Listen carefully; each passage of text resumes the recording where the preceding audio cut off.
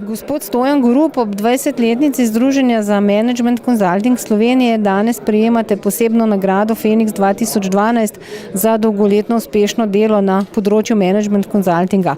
Kaj pomeni nagrada za vas in kaj za inkubator Sežana, ki ga že vrsto let uspešno vodite? Torej, pomeni mi dokaz, da smo že na začetku pravilno zastavili delovanje v zvezi z inkubatorjem.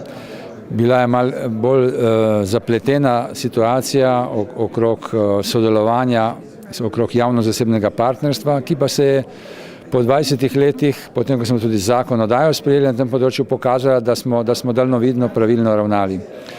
Danes mi pomeni to, da skupaj z mojima dvema kolegicama, da tako rečem, gremo naprej po isti poti in da medtem, ko smo se na začetku učili od drugih, od Italijanov in ostalih, da zdaj lahko celo prenašamo naše znanje v države bivše Jugoslavije ali pa tudi širše.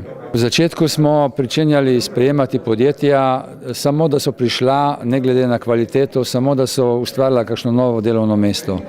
Kasneje smo videli, da je ta glavni cilj bil presežen in smo začeli dajati poudarek na visoko dodano vrednost in na inovacije.